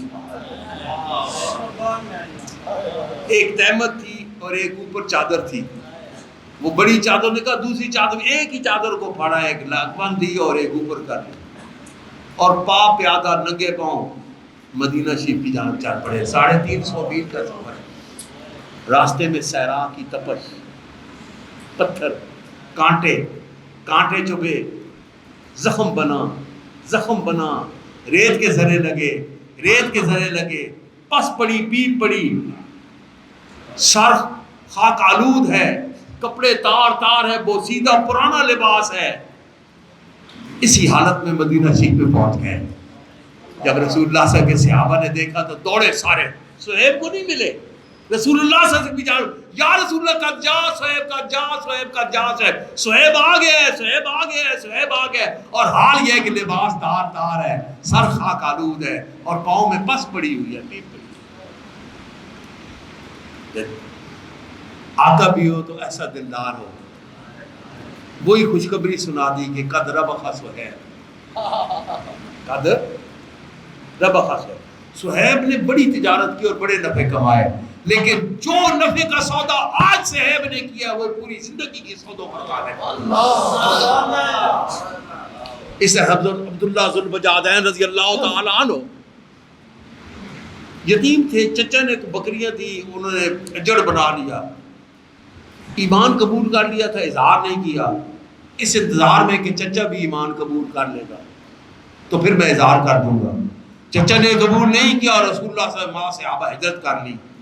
اب دل میں خیال آیا کہ یہاں رہ کے کیا کرنا ہے، چھوڑو چچا کی مصلحت کو۔ کہا چچا میں ایمان لا چکا ہوں، میں جا رہا ہوں مدینہ شریف۔ تو چچا نے کیا کہا، عبد العزیٰ نام تھا، چچا نے کیا کہا کہ عبد العزیٰ یہ بکریاں میری وجہ سے تیرا ریوڑ بنا ہے، جانا ہے تو جاؤ، جو تیرا باپ تیرے لیے چھوڑ کے گیا تھا وہ ایک چادر لو، اوڑھو، یہ لباس بھی میرا اتارو، یہ بکریاں بھی یہاں چھوڑو، چلے جاؤ۔ اب پھر دو راستے تھے، ایک جانب دنیا کا مفاد تھا اور دوسری جانب اللہ کی رضا تھی اور اللہ کے محبوب کی محبت۔ آپ نے محبت کو ترجیح دی، دنیا کو چھوڑا، وہی بوسیدہ کپڑے پہنے، پا پیادہ ننگے پاؤں مدینہ کی جانب چل پڑے۔ آپ فرماتے ہیں کہ میں آدھی رات کو مدینہ میں پہنچا، مجھے پتہ چلا کہ کسی نے کہ یہ مسجد ہے، یہاں صبح کے وقت رسول اللہ صلی اللہ علیہ وسلم تشریف لائیں گے۔ میں مسجد اور آپ کے حجرہ مبارک کے راستے میں بیٹھ گیا، مسجد کے سامنے بیٹھ گیا، جو بھی صحابی آتے السلام علیکم کہتے اور آگے چلے جاتے۔ جب رسول اللہ صلی اللہ علیہ وسلم نے فرمایا السلام علیکم، اے عبداللہ تو آ گیا ہے؟ آپ نے یا رسول اللہ میں عبدالعزیٰ ہوں۔ آپ نے فرمایا مکہ میں عبدالعزیٰ تھا، مدینہ میں عبداللہ۔ یہ وہ صحابی ہیں کہ جب غزوہ تبوک میں آپ تشریف لے گئے، آپ حاضری دی رسول اللہ صلی اللہ علیہ وسلم کے ساتھ، عرض کی یا رسول اللہ میرے لیے شہادت کی دعا فرما دیں۔ آپ نے وہ چھال لاؤ، درخت کی چھال لا کے ادھر باندھی، کندھے پہ ہاتھ رکھا اور فرمایا اے اللہ میں کفار پر اپنے غلام کا خون حرام کرتا ہوں، کوئی کافر اس کو مار نہیں سکتا۔ آپ رو پڑے یا رسول اللہ میں نے تو شہادت کی التجا کی اور آپ نے مجھے کفار پر، آپ نے کہا مہرن مارن ہے عبداللہ، ٹھہر جا، اللہ کی راہ میں تو جہاد کے لیے نکلا ہے نا، تجھے بخار سے بھی موت آ گئی تب بھی تو شہید ہے۔ اب پھر وہی عبداللہ شہادت کی سیل لگانے کی وجہ بن گیا، کہتے ہیں نا سیل لگ گئی، شہادت کی سیل لگ گئی، جو دیوار کے نیچے یعنی حادثہ میں مر گیا وہ بھی شہید، جو مومن ہے پانی میں ڈوب کے مر گیا وہ بھی شہید، مومن ہے آگ میں جل کے مر گیا وہ بھی شہید، جو بخار میں مبتلا ہو کر مرا، جو پیٹ کی بیماری سے مرا وہ بھی شہید۔ شہادت کسے لگا؟ یہ وہ عبداللہ۔ تو فرمایا کہ لا جرم انہم فی ثم ان ربک للذین ہاجروا من بعد ما فتنوا، تکلیفیں سہنے کے بعد جب اللہ کا حکم آیا انہوں نے سب کچھ چھوڑ دیا اور اپنے آقا کے حکم پر مکہ کو چھوڑ کے مدینہ کی جانب ہجرت کر لی۔ اور پھر جب حکم آیا کہ اب باہر نکلو میدان میں تو جہدوا، وہ اپنی تلواریں، لاٹیاں، نیزے، بھالے لے کر بدر میں آ گئے۔ وصبروا، اور جو نقصان ہوا، جو تکلیف ہوئی بدر میں تو اتنی نہیں ہوئی، عہد میں اس تکلیف پر صبر کیا، اور ایسا صبر کیا کہ بدر میں کوئی گھر مدینہ چی میں ایسا نہیں تھا جہاں کوئی زخمی نہ ہو، جہاں کسی کی میت نہ گئی ہو، گئی تو نہیں تھی، وہی گود میں دفنایا تھا، لیکن اس گھر کا آدمی شہید ضرور ہوئے تھے نا، کوئی گھر ایسا نہیں تھا۔ لیکن جب یہ اطلاع ملی کہ کفار شاید پھر دوبارہ حملے کا سوچ رہے ہیں تو رسول اللہ صلی اللہ علیہ وسلم نے حکم فرمایا کہ اعلان کر دو کہ پھر ہم نے باہر جانا ہے، اور اب جہاد کے لیے جائیں گے بھی وہی جو عہد کے میدان میں جہاد کر چکے ہیں۔ یہ بھی شرط لگا دی، جو عہد میں نہیں تھا وہ نہیں جائے گا، وہی جائے گا جو عہد میں گیا تھا۔ اب صحابہ کرام جو زخمی، جن سے چلا بھی نہیں جاتا تھا، دوسروں کے کندھوں پہ ہاتھ رکھ کے اللہ کے رسول کے حکم کی اطاعت فرما رہے ہیں۔ فرمایا کہ وہ صبر، اور صبر کو اپنے ہاتھ سے نہیں جانے دیا، انہوں نے اللہ کی رضا پر صبر کیا، جو بھی نقصان ہوا اس پر صبر کیا۔ ان ربک من بعدھا لغفور رحیم، اس کے بعد بھی ان کا رب ان کے لیے مغفرت نہیں فرمائے گا؟ نہیں، فرمایا کہ ان ربک، اے میرے محبوب تیرا رب، من بعد، ہاں اس کے بعد، ان کے اس عمل کے بعد، لغفور رحیم، ان کو بتا دو کہ بخشنے والا ہے اور بہت زیادہ بخشنے والا ہے، اور رحم کرنے والا ہے اور بہت زیادہ رحم کرنے والا ہے۔ یوم تاتی کل نفس، ایک دن آئے گا، آنے والا ہے وہ دن، کل نفس تجادل عن نفسہا، ہر شخص اپنے معاملے میں جھگڑا کر رہا ہوگا۔ یعنی جب اللہ تعالیٰ کے یہاں نام اعمال پیش کی جائیں گے، کچھ تو ایسے ہوگا کہ جو انکار کر دیں کہ نہیں ہم نے تو گناہ کیا ہی نہیں، یعنی اتنے گئے گزرے ہوں گے کہ جھوٹ بول دیں گے کہ ہم نے یہ عمل کیے، اور جب گواہیاں پیش کر دی جائیں گی سامنے، ان کے سامنے تم نے یہ کیا تھا کرتوت، تو پھر وہ کہیں گے کہ ہم سے غلطی ہوگی، ہمیں معاف کر دیا جائے۔ وَتُوَفَّىٰ كُلُّ نَفْسٍ مَّا عَمِلَتْ وَهُمْ لَا يُظْلَمُونَ، تو پورا ادا کیا جائے گا، ہر اس شخص نے جو عمل کیا ہوگا اس کا بدلہ پورا دیا جائے گا، ان پر کوئی ظلم و زیادتی نہیں کی جائے گی۔ وَضَرَبَ اللَّهُ مَثَلًا قَرْيَةً كَانَتْ آمَنَةً مُطْمَئِنَّةً، اور اللہ تعالیٰ اس گاؤں کی مثال، اس بستی کی مثال دیتے ہیں کہ جو امن والی تھی اور ہر جانب سکون ہی سکون تھا، آباد تھی، یاتی رزقها رغداً بکثرت من کل مکان، ہر طرف سے اس کی جانب رزق آ رہا تھا، دنیا کے شرق و غرب سے اس کے لیے رزق آ رہا تھا۔ فکفرت، لیکن اس کے باسیوں نے کفر کی روش اختیار کی، جب ان کو ایمان کی دعوت دی گئی انہوں نے کفر کی روش اختیار کی، بِأَنْعُمِ اللَّهِ، اللہ تعالیٰ کی نعمتوں کی ناشکری کرتے ہوئے، فَأَذَاقَ اللَّهُ لِبَاسَ الْجُوعِ وَالْخَوْفِ بِمَا كَانُوا يَصْنَعُونَ، تو اللہ رب العزت نے ان کو بھوک کا لباس اور خوف کا لباس بنایا، یعنی ان کو بھوکا کر دیا، ان کو خوف میں مبتلا کر دیا۔ بعض نے اس سے مراد مکہ المکرمہ لیا ہے کہ جب جنگیں شروع ہوئیں، پہلے ہر جانب سے مکہ والوں کا احترام تھا، پورے عرب میں مکہ والوں کا احترام تھا کہ یہ کعبۃ اللہ کے متولی ہے، لیکن جب مدینہ والوں کی اور مکہ والوں کی لڑائیاں شروع ہوئی، بدر و احد، تو ان کے لیے راستے مسدود ہو گئے، پر خطر بن گئے، خوف پیدا ہو گیا کہ کہیں ہم ادھر جائیں تو مدینہ والے ہمارے کافروں پہ حملہ نہ کر دیں۔ ان کے لیے رزق آنا کم ہو گیا، بھوک چھا گئی، اور پھر ایک دفعہ قحط پڑا اور اس کی وجہ سے بھوک آئی۔ اس قحط کے دوران کا ایک عجب واقعہ ہے حضرت ابو سفیان رضی اللہ تعالیٰ عنہ اس وقت حالت شرک میں تھے جب مکہ میں قحط پڑ گیا. ہے مخالف لیکن دعا کی درخواست لے کر کس کے پاس جاتا ہے؟ رسول اللہ کے پاس. مکہ سے چلا، نہیں پرواہ کی کہ میں بدر لڑ چکا ہوں، احد لڑ چکا ہوں، اتنے مسلمانوں کو شہید کروا چکا ہوں. توقع تھی اس کے، اللہ نے اس کے لیے فرمایا ہے کہ وما ارسلناک الا رحمۃ للعالمین. ایک بدوی صحابی تھے نا جی مولانا، وہ حاضر ہوئے تو لباس پکڑ کے ایسے کھینچا رسول اللہ صلی اللہ علیہ وسلم، اے نبی اللہ یہ تیرا اور تیرے باپ کا مال ہے. فرمایا نہیں اللہ کا مال ہے، میں تقسیم کر دوں. کہنے لگا پھر دے دو نا، میں باروت لایا ہوں. آپ نے اب حضرت عمر فاروق نے تلوار نکالی اور نہیں اس کو مال دے دو. جب مال دیا اور اس کے لڑ جو گئے تو نعرے مارنے لگا کہ نبی ہو تو ایسا ہو، آقا ہو تو ایسا ہو، واہ واہ واہ واہ واہ، مرحبا مرحبا. تو آپ نے فرمایا ہوئے جب میرے ساتھ یہ تمیز کے خلاف حرکت کر رہا تھا، اتنے میرے صحابہ غلام پاس میں، تجھے کوئی میرا ڈر نہیں تھا؟ انہوں نے کہا نہیں یا رسول اللہ مجھے آپ کا کوئی ڈر نہیں، کوئی ڈر نہیں. کیوں؟ انہوں نے کہا کیونکہ میں جانتا ہوں آپ برائی کا بدلہ برائی سے دینے والے نہیں ہیں، کیونکہ آپ کے اللہ نے آپ کی صرف بیان کر دی کہ وما ارسلناک الا رحمۃ للعالمین، اور آپ نے خود اپنا تعارف کرتے ہوئے فرما دیا کہ انا رحمت مودات، میں تو وہ رحمت ہوں جو کائنات کے مالک و خالق نے تحفے میں دی ہے کائنات والوں کو.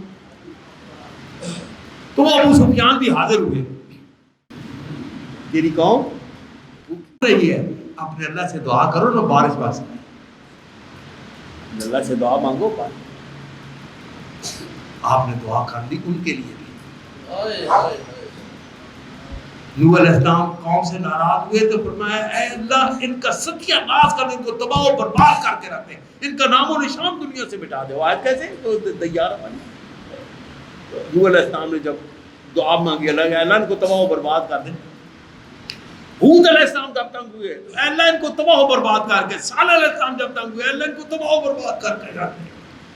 لیکن رسول اللہ صلی اللہ علیہ وسلم کو جب عرض کیا گیا کہ آپ ان پر دعا فرما دیجیے، آپ نے دعا اٹھایا ہاتھ مبارک اور عرض کی اللہم اہد قومی فانہم لا یعلمون، اے اللہ مکے والی میری قوم سے ان کو ہدایت نصیب فرما دے. انہم لا یعلمون، انہیں شعور نہیں ہے، علم نہیں ہے. تو آپ نے پھر دعا کی، باران رحمت برسی اور عرب کا قحط دور ہو گیا. فرمایا کہ بیانم اللہ جو اللہ تعالیٰ کی نعمتوں کی انہوں نے ناشکری کی، فذاق اللہ لباس الجوع والخوف بما كانوا يصنعون، یہ جو ان کے کرتوت ہیں نا ان کی وجہ سے اللہ تعالیٰ ان کو خوف اور بھوک میں مبتلا کر دیا. وَلَقَدْ جَاءَهُمْ رَسُولٌ مِّنْهُمْ، اور تاکید کہ آیا ان کے پاس ان کی جانب ان میں سے ایک رسول، فَكَذَّبُوهُ، انہوں نے اس کو جھٹلا دیا، نہیں بات مانی. فَأَخَذَهُمُ الْعَذَابُ، پھر پکڑ لیا ان کو اللہ نے عذاب کے ساتھ. وَهُمْ ظَالِمُونَ، اس حال میں کہ انہوں نے ظلم کی روش اختیار کی. یعنی یہاں حال سے مراد ہے اس وجہ سے کہ انہوں نے ظلم اختیار کیا ہوا تھا، ظلم کا راستہ. پھر اللہ تعالیٰ اپنے مومنین سے فرماتے ہیں کہ اے وہ لوگوں جو ایمان لانے والے ہو، فَكُلُوا مِمَّا رَزَقَكُمُ اللَّهُ حَلَالًا طَيِّبًا، جو اللہ تعالیٰ نے تم کو حلال اور طیب پاکیزہ رزق عطا کیا اس کو کھاؤ. وَاشْكُرُوا نِعْمَتَ اللَّهِ إِن كُنتُمْ إِيَّاهُ تَعْبُدُونَ، اور اس کی نعمتوں کا شکر گزار بن کے رہو اگر تم اس کے بندے ہو، اس کی عبادت کر رہے ہیں یعنی اس کے بندے ہو. إِنَّمَا حَرَّمَ عَلَيْكُمُ الْمَيْتَةَ وَالدَّمَ وَلَحْمَ الْخِنزِيرِ وَمَا أُهِلَّ لِغَيْرِ اللَّهِ بِهِ، بے شک اللہ تعالیٰ نے تم پر مردار، خون اور خنزیر کا گوشت اور جو اللہ کے نام کے سوا کسی اور نام پر ذبح کیا جائے. یہاں ایک مشکل پیش آ گئی اہل سنت علماء میں سے کہ متقدمین نے جہاں بھی ذکر کیا ہے وما اہل بھی لغیر، یہ چوتھی مرتبہ ذکر ہے، پہلے 3 مرتبہ بھی گزر چکا ہے. انہوں نے قید لگائی تھی اے بوقت ذبح باسم غیر اللہ، ذبح کرتے وقت غیر اللہ کا نام. لیکن جب سورہ بقرہ میں غالباً ہے پہلی مرتبہ واہ ہوا تو پہلے مترجمین امام ابن تیمیہ ہیں اور اس کے بعد علماء دیوبند نے اس کی نقل کی ہے کہ انہوں نے کہا کہ کسی ولی کے نام کے ساتھ بھی لگ جائے، کوئی نام آ جائے سب کچھ ہو جائے تو وہ بھی حرام، وہ بھی حرام، وہ بھی حرام۔ حالانکہ یہی حکم تفصیل کے ساتھ جب مائدہ میں آیا، سورہ مائدہ میں ہے، تو وہاں ایک ایک جز کی تشریح کر دی۔ جہاں اہل کتاب کے ذبیحہ کو حلال قرار دیا جا رہا تھا تو وہاں یہ شرط لگا دی کہ اہل کفر اور اہل شرک کا ذبیحہ تم پر مطلق حرام ہے، خواب اللہ کا نام لے تب حرام ہے۔ لیکن اہل کتاب یہود، نصارہ اور زبور والے اور یحییٰ کے ماننے والے جو صحابی ہیں، ان کا ذبیحہ تمہارے لیے حلال ہے اگر وہ اللہ کا نام لے، غیر اللہ کا نام ذبح کرتے وقت نہ لے، ذبح کرتے وقت غیر اللہ کا نام لے، وہ تمہارے لیے حلال ہے۔ پھر آگے تشریح آ گئی، یہ آیت کریمہ ہے، مجھے اب آیت یاد نہیں، ترجمہ ان کا تھوڑا۔ پھر آگے ارشاد فرمایا کہ تمہارا سننا ضروری ہے کہ انہوں نے غیر اللہ کا نام لیا ہے، انہوں نے ذبح کیا، غیر اللہ کا نام لیا، تم نے نہیں سنا، پھر بھی وہ حلال ہے۔ یہود و نصارہ کا ذبح کیا ہوا تمہارے لیے حلال ہے۔ یہ سورہ مائدہ بول رہا ہوں، آپ پڑھ لیں، یہ آپ کام آئے، پھر بھی تمہارے لیے حلال ہے۔ فرمایا وما اہل لغیر اللہ بہ، تو اللہ کے نام کے سوا کسی غیر کے نام پر ذبح کیا جائے وہ بھی حرام ہے۔ فمن اضطر، لیکن حالت اضطراری میں، جنگل میں بھوکے مر رہے ہو، اہل کفر کی گود میں بیٹھے ہو اور قیدی ہو اور اس کے سوا حرام کے سوا کچھ نہیں ملتا، فمن اضطر غیر باغ، اس حالت اضطراری میں کھا سکتے ہو لیکن غیر باغن لذت کے لیے نہیں، کہ شراب میں لذت ہے میں پی لوں، خنزیر میں لذت ہے میں لذت اٹھانے کے لیے نہیں، لذت اٹھانے کے لیے نہیں، ولا آدن اور خوب رج کے جان بچانے کے لیے تھوڑا سا لے لو، حرام میں سے کھا لو، لیکن چسکا لگانے کی نیت نہ ہو اور اس طرح انداز میں پکا کے نہ کھاؤ کہ تمہارا چسکا لگے زبان کا، اور دوسرا لا آدن، اور حد سے بڑھ کر بھی نہ ہو، رج کے بھی نہ کھاؤ، اس کو تھوڑا سا اتنا کہ تمہاری جان بچ جائے۔ فإن اللہ غفور الرحیم، بس بے شک اللہ تعالیٰ مغفرت فرمانے والا اور بہت زیادہ مغفرت فرمانے والا اور رحم فرمانے والا ہے، بہت زیادہ رحم فرمانے والا۔ ولا تقولوا لما تصف السنتكم الكذب هذا حلال وهذا حرام، اور نہ جھوٹ بولا کرو جن کے بارے میں تمہاری زبان جھوٹا بہتان نہ باندھو۔ یہ ہمیں منع کیا گیا کہ ہر چیز کو حرام نہ کرتے جاؤ، جس طرح آج ہمارے فتویٰ بعض اوقات نا، اسلام نے، قرآن نے اور صاحب قرآن نے جو تصور ہمیں حلت و حرمت کا دیا ہے، چند تو چیزیں ایسی ہیں نا جنہیں قرآن نے حرام کر دیا، لحم الخنزیر حرام قرآن کی روح سے، لحم الکلب حرام کتے کا گوشت حدیث پاک کی روح سے، سباع الطیر و سباع الحجام یہ حرام حدیث پاک کی روح سے۔ اب اگر قرآن خنزیر کو حرام نہ کرتا وہ ہمارے لیے کیا ہوتا؟ حلال ہوتا، ہم کھا رہے ہوتے چسکے سے۔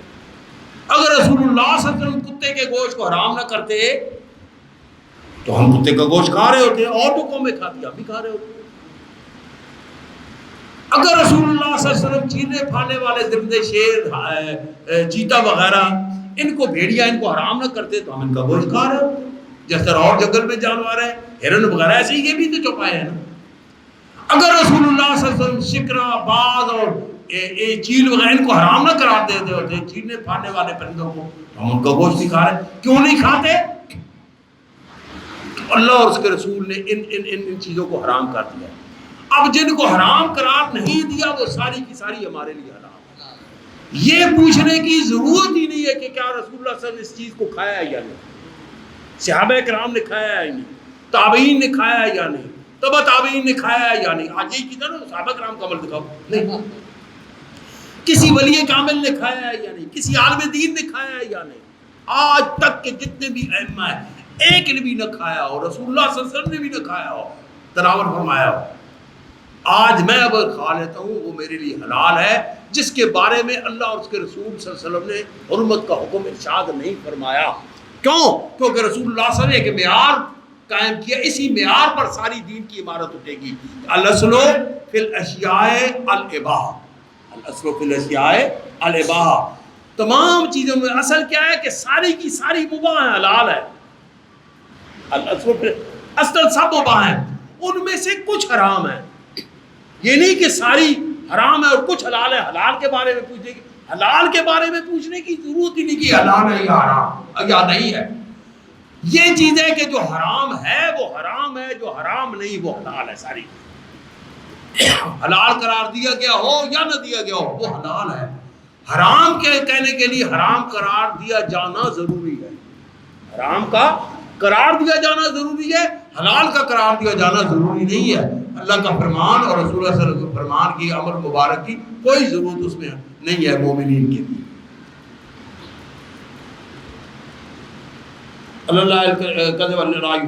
متاع قلیل، یاد رکھو یہ دنیا کی زندگی یہ تھوڑا سا نفع ہے، تھوڑا سا سامان ہے، اس میں دل نہ لگانا.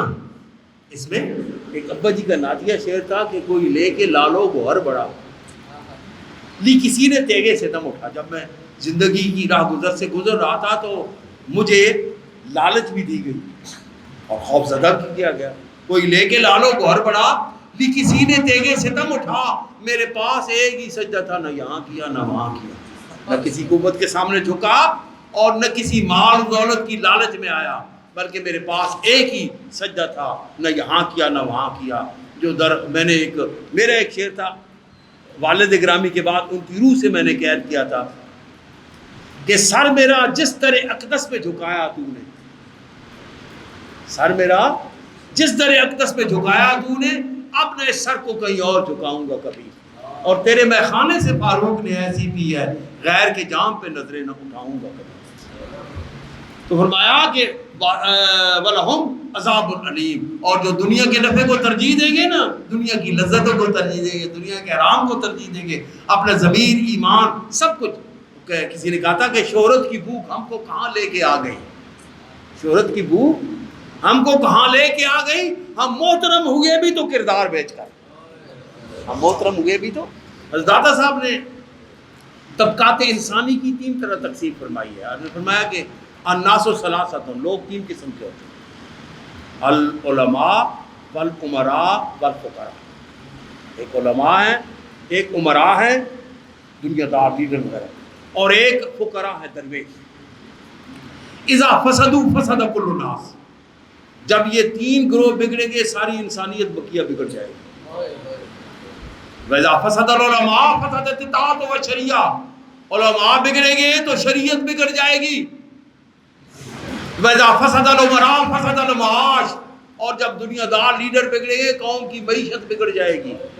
وَإِذَا فَسَدَ الْفُقَرَاءُ، اور جب فقیر اور درویش بگڑیں گے فَسَدَتِ الْأَخْلَاقُ، قوم کے اخلاق اور کردار بگڑ جائیں گے.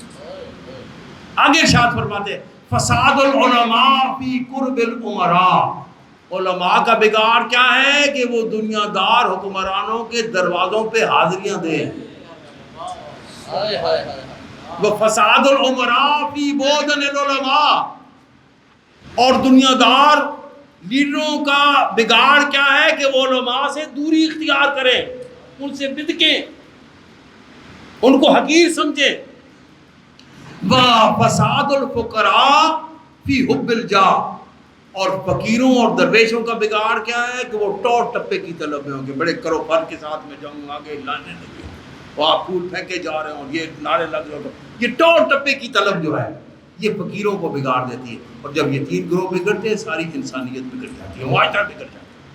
فرمایا کہ بتاؤ قلیل ولہم عذاب علیم، یہ تھوڑا سا زندگی کے چند دن ہیں، ان کے لیے اپنے ایمان کو داؤ پر مت لگایا کرو. ان کے لیے اپنے ایمان کو داؤ پر مت لگایا کرو.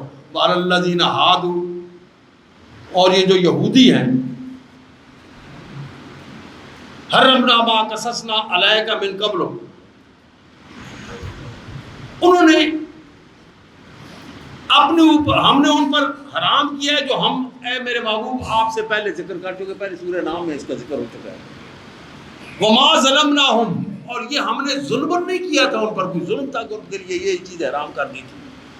ولیکن کانوا انفسہم یظلمون، ان کے اپنے کرتوتوں کی سزا تھی جو ان کو دی گئی تھی. ان کے لیے بہت سی چیزیں اللہ رب العزت حرام کر دی تھی جو ہمارے لیے حرام. مثلا وہ اپنی مخصوص عبادت گاہ میں نماز پڑھ سکتے تھے، ہمارے لیے ساری اللہ کی زمین عبادت گاہ. پہاڑ کیوں ایک پتھر پہ مصلی ڈال کے نہ ڈال، ایسے پتھر پہ جھاڑ پھونک کے نماز پڑھ لیں. زمین میں ہو گوبر پڑا ہوا اس کو جھاڑ دو اور دھوپ لگ کے وہ سوکھا ہو کر بکھر جائے تب بھی وہ پاک ہو جائے گا. وہ گوبر پاک ہو جائے گا. پہلے پلید ہے جب گیلا ہے, سوکھ گیا تو وہ پاک ہو گیا, زمین کی مٹی میں مل گیا. پانی میں چلتی ہوئی کشتی میں بیٹھے ہیں وہاں نماز پڑھ لو. اگر کعبہ کی جانب سمجھ نہیں آتی کہ کیسے رخ ہے تو اینما تولوا فثم وجہ اللہ, جس جانب اندازہ لگا کے کدھر قبلہ ہوگا ادھر کر کے منہ کر کے نماز پڑھ لو. یعنی ہمارے لیے بہت سی چیز اللہ رب العزت نے حلال کر دی ہے جو ان کے لیے حرام تھی. ولکن کانوا انفسهم ثم ان ربک للذین عملوا السوء بجہالۃ, پھر وہ لوگ جنہوں نے بر بنائے جہالت بری روش اختیار کی, ایک ہے کہ بغاوت کے ساتھ, ایک ہے بر بنائے جہالت, لیکن جب ان کو خیال آیا ثم تابوا, پھٹافٹ رجوع کیا اپنے اللہ کی جانب. توبہ کا میں نے رجوع کرنا, متوجہ ہوئی اپنے اللہ کی جانب میں بعد ذالک واصلحوا, اور آئندہ انہوں نے اپنی اصلاح کر لی, آئندہ اپنی اصلاح احوال کر لی. ان ربک من بعدها لغفور رحیم. تو اتنا کچھ انہوں نے کیا تو اے محبوب تیرے رب ان کو بخشتا نہیں, ان کے لیے تیرے رب کے ہاں بھی بخشش ہے اور رحم ہے. ان ابراہیم کان امتن, ابراہیم بہت بڑے امام اور پیشوا تھے. امتن کا بہت سے معنی ہے اور وہ سارے کے سارے معنی جو ہیں وہ حضرت ابراہیم علیہ السلام پر صادق آتے ہیں. ان ابراہیم کان امتن, وہ ایک پیشوا تھے, امام تھے. کانت للہ, اپنے اللہ کے سامنے جھکنے والے تھے, اس کے مطیع اور فرمانبردار تھے. حنیفاً, ہر جانب سے رخ پھیر کر ایک اللہ کی جانب اپنا رخ اختیار کرنے والے تھے. ولم یکن من المشرکین, اور اس کے ساتھ کسی کو شریک بنانے والے نہیں تھے. شاکرن لانعمہ, اس کی نعمتوں پر اس کا شکریہ ادا کرنے والے تھے, کبھی بھی ناشکری نہیں کی. آگ میں جلنے کا وقت آیا خوشی خوشی چھلانگ لگائی, بیٹے کو تنہا چھوڑنے کا وقت آیا خوشی خوشی چھوڑ دیا, بیوی کو جوان کو خوشی خوشی چھوڑ دیا, آگ میں خوشی خوشی کود گئے. جو بھی قربانی مانگی گئی, بیٹے کو ذبح کرنے کا اشارہ ہوا, چھری لے کر تیار ہو گیا, آمادہ ہو گیا. کانے تنا جھکنے والے تھے, حنیفاً ہر جانب سے یکسو ہو کر ایک اللہ کی جانب متوجہ ہونے والے تھے. ولم یکن من المشرکین, اور کبھی انہوں نے اللہ کے ساتھ کسی کو شریک نہیں بنایا. تو مکہ والے کہتے تھے نا ہم دین ابراہیمی پر ہیں, تو ان کو بتایا جا رہا ہے کہ تم لات منات دھپا اتنے تم نے بنائے ہوئے, اس کا تو ایک ہی اللہ تھا واحد, تو اس کا کسی کو شریک نہیں بنایا تھا, تم شریک بھی بناتے ہو اور پھر کہتے ہو کہ شاکر لانو میں ہی اتباع ہو. اللہ تعالیٰ نے اس کو منتخب کر لیا تھا, چن لیا تھا اپنی بندگی کے لیے اور اپنی نیابت کے لیے, اپنی نبوت کے لیے, اپنی وراثت کے لیے. الی صراط وہداؤ الی صراط مستقیم, اور استقامت والا جو راستہ تھا اس کی جانب اس کی رہنمائی فرما. مستقیم عام طور پر کی سیدھا راستہ, سیدھا نہیں, مستقیم استقامت والا. وَآتَيْنَاهُ فِي الدُّنْيَا حَسَنَةً, ہم نے اس کے لیے دنیا کو بھی خوبصورت بنا دیا. عطا کی بھلائی اس کو دنیا میں, یعنی دنیا کو بھی اس کے لیے خوبصورت بنا دیا. وَإِنَّهُ فِي الْآخِرَةِ لَمِنَ الصَّالِحِينَ, اور آخرت بھی اس کے لیے خوبصورت ہوگی, آخرت بھی اس کے لیے خوبصورت ہوگی, پیاری ہوگی.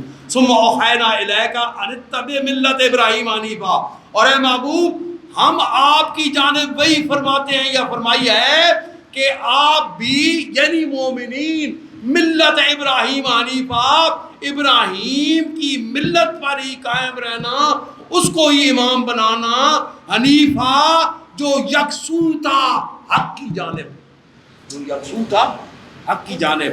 وما کان من المشرکین, او مشرکین میں سے نہیں تھا.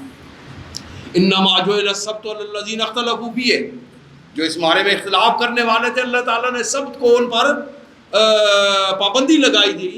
وَإِنَّ رَبَّكَ لَيَحْكُمُ بَيْنَهُمْ يَوْمَ الْقِيَامَةِ فِيمَا كَانُوا فِيهِ يَخْتَلِفُونَ, اور جو اختلاف کرتے ہیں نا اس معاملے میں اللہ تعالیٰ قیامت کے دن ان کے درمیان انصاف فرمائیں گے, عدل فرمائیں گے, فیصلہ فرمائیں گے.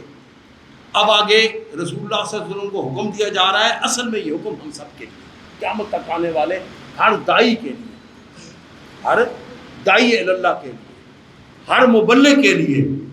یاد رکھیے گا کہ نبوت کا سلسلہ ختم ہوا ہے, کام نبوت کا جاری و ساری ہے اور قیامت تک جاری و ساری رہے گا. داعی اللہ کون ہے؟ رسول اللہ صلی اللہ علیہ وسلم.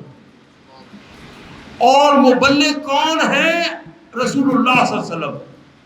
اب جو مبلغ بھی تبلیغ کرتا ہے، جو بھی شخص دائی اللہ کی جانب دعوت دیتا ہے، وہ کام نبوت کا کر رہا ہوتا ہے.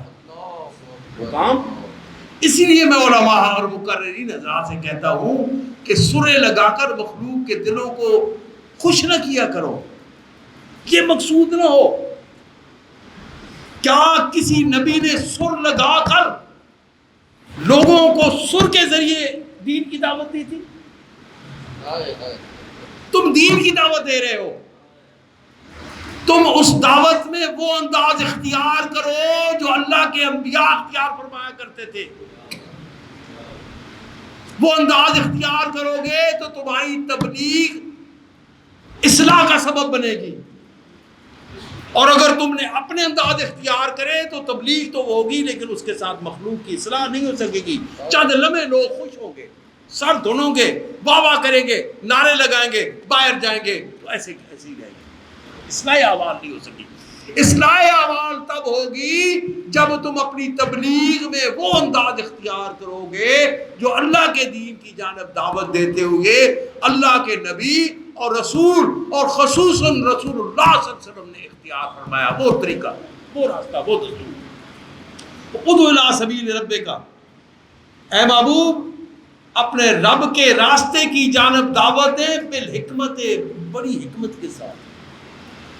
ایسے ہی ڈنڈا لے کر نہیں، لالچ دے کر نہیں، حکمت کے ساتھ. والموعظۃ الحسنہ، اور بڑے پیارے انداز میں نصیحت فرمایا کریں، دل موہ لینے والے انداز میں نصیحت فرمایا کریں. وجادلہم باللتی ہی احسن، اور جب ان سے ساتھ مجادلہ ہو جائے، بحث ہو جائے، تو خواہ بخواہ تکرار لفظی نہ ہو کہ میں نے ان کو شکست دے دیا اور جیسا آج ہمارے مناظر حضرات کرتے ہیں. نہیں، بلکہ ان کے ساتھ بحث مباحثہ بھی ہو تو یہ احسن، بڑا پیارا انداز ہو، اس میں ایسا انداز ہو جو اس کو چڑھانے والا نہ ہو کہ وہ اپنے غلط موقع کو بھی ڈٹ جائے. ایسا انداز ہو جو اس کو مولڈ کرنے والا ہو تاکہ وہ تمہاری جانب مڑ کے آئے. ان ربک هو اعلم بمن ضل عن سبیلہ، اللہ خوب جانتا ہے کہ کون اس کے راستے سے بھٹکا ہوا ہے. اللہ تعالیٰ کو خوب علم ہے کہ کون اس کے راستے سے وہ عالم بالمعتدین، اور جو ہدایت کے راستے پر چلنے والے ہیں اللہ تعالیٰ ان کو بھی جانتا ہے، دونوں کو جانتا ہے. وَإِنْ عَاقَبْتُمْ فَعَاقِبُوا بِمِثْلِ عَوْقِبْتُمْ بِهِ، وہ تمہیں اذیت دیتے، تکلیف دیتے ہیں نا، تو اگر جواب میں تم ان کو تکلیف دینا چاہو تو اتنی ہی دو جتنی وہ تمہیں دے رہے ہیں. یہ نہیں کہ ساندے کے گھنڈے کو کسی نے گالی دے دی تو اس نے ریوالور اٹھا اس کی جان ہی ختم کر دی. یہ نہیں. اتنا تم کر سکتے ہو، کوئی گالی دیتا ہے تم اس کو گالی تو نہ دو، ایک تھپڑ لگا دو اس کی اصلاح کے لیے. جو تمہیں تھپڑ لگاتا ہے تم اس کو 2 تھپڑ لگا لو، لیکن یہ نہیں کہ تھپڑ وہ لگا تم خنجر لو اس کی پیٹ میں مار مار مار مار کے اس کی جان ہی ختم کر دو. یہ نہیں. وَإِنْ عَاقَبْتُمْ فَعَاقِبُوا بِمِثْلِ مَا عُوقِبْتُمْ بِهِ وَلَئِنْ صَبَرْتُمْ، لیکن ایک اور راستہ بھی ہے. تمہارے پاس طاقت ہے کہ تم اس کو مار سکتے ہو. تم اپنی توہین پر صبر کر دو، اس کو معاف کر دو. ایک جگہ شاہ وَإِنْ تَعْفُوا أَقْرَبُ لِلتَّقْوَىٰ، معاف کر دو تو تقویٰ کا قرب، تقویٰ سے زیادہ قریب تو ملنے جانے والی ہوتی. وَإِنْ صَبَرْتُمْ لَهُوَ خَيْرٌ لِلصَّابِرِينَ، تو صابرین کے لیے تو بھلائی ہی بھلائی ہو جائے، بہتری ہی بہتری ہے. اللہ کا نام ہی نام ہے وَاصْبِرْ وَمَا صَبْرُكَ إِلَّا بِاللَّهِ. اے محبوب صبر فرمائے، یعنی ہم مومنین حکم جو بھی اللہ کی جانب سے کسی بھی نبی کو ہو تو وہ دراصل امت کے لیے ہوتا ہے. اور نبی پاک کے لیے جو حکم ایسے ارشاد ہوتے ہیں، کیا اللہ تعالیٰ واقف نہیں کہ میرے رسول کتنا صابر ہے؟ پھر کیوں حکم دیا جا رہا ہے؟ یہ حکم جو دیا جا رہا ہے یہ ہمارے لیے دیا جا رہا ہے کہ وَاصْبِرْ، اے محبوب صبر کریں، یعنی اے میرے محبوب کے قیامت تک آنے والے غلاموں صبر کی روش اختیار کرنا. وَمَا صَبْرُكَ إِلَّا بِاللَّهِ، اور صبر آپ کا ہو وہ بزدلی اور ڈر کی وجہ سے نہیں، صرف اللہ کو خوش کرنے کے لیے. پیچھے اس کا سبب، اس کی وجہ وہ اپنے اللہ کی رضا کا حصول ہو. ولا تحزن علیہم، اور اے محبوب یہ جو آپ کو اذیت دے، آپ کو کوئی نقصان دے، اس نقصان پر محزون نہ ہوا کریں. ولا تکو فی ضیق مما یمکرون، اور یہ جو مکر و فریب اور ہیلے کرتے ہیں نا آپ کے خلاف، ان سے پریشان نہ ہوا کریں، تنگی نہ محسوس کیا کہ ان کو کرنے دیں، انہوں نے اپنا کام کرنا ہے، آپ نے اپنا کام کرنا ہے. ان اللہ مع الذین اتقوا، بے شک اللہ تعالیٰ کی معیت ان کو حاصل ہوتی ہے جو تقوی کا روش اختیار کرنے والے ہوتے ہیں.